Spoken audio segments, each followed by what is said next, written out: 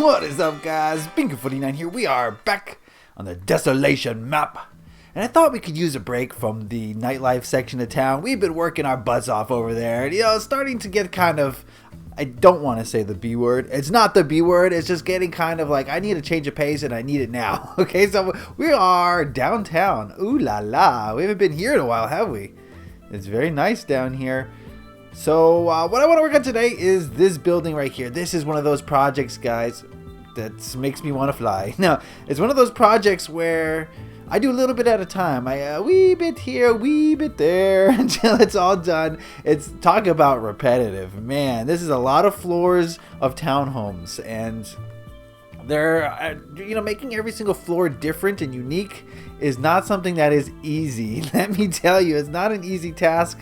And I can only do so much before I have to take a break. So I only come back to this every once in a while. I think this is the floor we want to work on. Yeah. So I've done the first wave of detail in here. And I will definitely come through and add more stuff. Let's get on the juice before we go any further. The juice. See, I can't remember where the juice is. There's that and then there's that. The two types of juice. First, we're going to get on the night vision juice, and then we're going to get on the go-go juice. All right, here we go. So these townhomes are basically 3-floor buildings. There's the kitchen. Actually, this kind of... we could use some lighting in here. This ceiling looks kind of plain Jane. Yeah, let's get something going on this ceiling. But, yeah, every floor has... wait, no. Every townhome has 3 floors.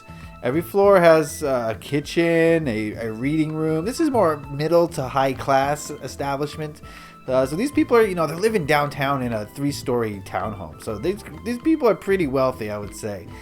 So there's a lot of bedrooms, bathrooms, reading rooms, TV rooms. I don't know. You can see for yourself, right? So we'll see what I've got so far on this floor. If we go downstairs, that's what we want to work on today. So this is the middle floor. Let's go upstairs. Upstairs we got like sort of a, I don't know, a den. I'm not really sure. A reading den, whatever. I don't know what. Who likes labels anyway? This is the TV room, and then of course we got the master bedroom, and then we got bathroom in here. So yeah, I got a lot of this done, but I want to work on the downstairs area where the kids' bedrooms are today. I don't know how much we're gonna get done because. I don't want to make... I made like a bunch of 20-minute videos this week, so I don't want to make videos that are too long. But I've laid out the floor here, as you can see. What I'm going to do is double skin my walls. I know that you might not want to see double skinning, but I like to include it in all my videos. Not all my videos, but I like to include it as much as possible when I do double skin the walls to pound it into your heads, guys, that this is the way to fly. This is the only way to fly. You got to double skin them walls, man. I'm telling you. It's just what a difference a double skinned wall makes. You can't even imagine the difference unless you've actually done it. It's huge. It's gonna be huge, and I guarantee you that because I don't know. If you're going for realistic builds, then this is the only way to do it. Because every single wall in your home is a different color, most likely. So that's gonna be the hallway. That's what this wood is for. Kind of narrow hallway, but we don't have much space up in here. You know what I'm saying? It's kind of cramped. So I gotta do as much as I can with the little space I've got. And another thing about the walls is if you make them monochromatic, they're also going to feel boring. Give your walls some flair, right? You wouldn't think that walls is what really sets a building apart. I never thought this could be possible myself, but this is something I discovered through trial and error, is that the walls are huge. It's gonna be huge, like I said.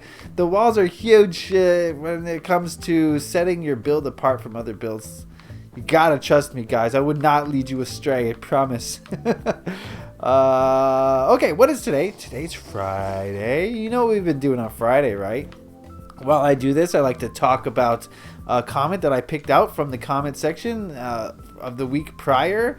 It's been a crazy week here on the Beancrew49 YouTube channel, as you well know. But one comment stuck out to me more than the rest, and I definitely want to... Actually, you know what? Speaking about character, Let's switch this up a little bit. Give it another stripe. I like to put stripes on my walls. I don't know why.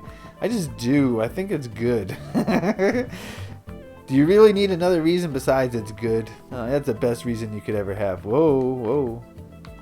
That's not the right color. That is. There we go. Okay. Yeah, put the stripe there. Anyway, on Friday, on the YouTube channel, we do a thing that I like to call Comment of the Week. Alright, this week's comment of the week comes from IGL Zenix, and he says, even if fossil fuels did run out, we already have the ability to replace it. Fun fact, Britain creates so much energy from the offshore wind farm that we sell massive amounts of energy to other countries. We don't even need fossil fuels anymore. The fear-mongering about running out of fossil fuels is just that, fear-mongering. We can create massive amounts of infinite energy to supply the world 100 times over without fossil fuels, but just like Bean said, it's all about money, but it's also about power. Without fossil fuels, the rich and powerful will lose money and power, so they are doing everything within their power to make sure the world thinks we need fossil fuels and that alternative, cleaner methods of generating energy either don't work or just aren't good enough. Oh, wow. Well said, IGL Zenix. You said it all right there, buddy. Thank you to IGL Zenix, the leader of Zenland, for that great comment. And I couldn't have said it better myself, basically. That's the gist of it. That's basically the gist of our energy situation right now in the world, is that there's plenty of energy to go around. It's just a matter of, getting the energy to African huts. If we have enough energy to power major cities, in the US, there's at least 100 major cities. We can power 100 major cities, but we can't power a little village in Africa, right? So it's just about distribution. It's about equality. There's not equality in this world, as you well know. Everyone knows that. So as the next generation, or as the future generation to come, it's kind of your mission, I think. It's your mission should you choose to accept it. If you don't accept it, you don't accept it. But I think it's your mission in the future to start bringing equality to everybody. I don't mean that in a communist government way. I mean in a food, water, electricity, clothing, shelter sort of way. Is that there's not an even distribution of the resources on this planet, and the people with the resources are doing everything in their power to make sure that the people without the resources don't get them, because then they would lose their power, just as IGL Zenix is saying. So it is all about power. It's all about money, and it's what it's not about is equality. It's not about being equal, because if it was, then we wouldn't be having all these massive problems. You know what I'm saying? So that's my kind of call to action for you guys, for the next generation of people, is that your job is to, if at the very least it occurs in your mind, okay, if you're not going to take action about it, but as long as in your mind you understand that all people are equal, all people deserve to be treated equally and fairly, and there is a huge problem in the world that is basically being overlooked because the people without stuff don't have a voice, right? They don't have the power to have a YouTube channel, so they don't have a voice really.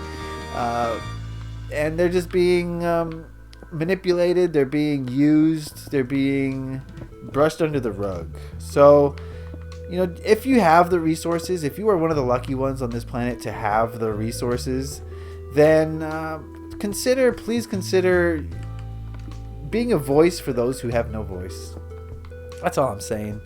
That's all I'm trying to say with this. And if there's more people like you on this planet, then those people will suddenly have voices, and they will be heard, and there will be greater steps towards equality. With this women movement and this Black Lives Matter movement, all these movements going on, I do believe that they're going about it the wrong way.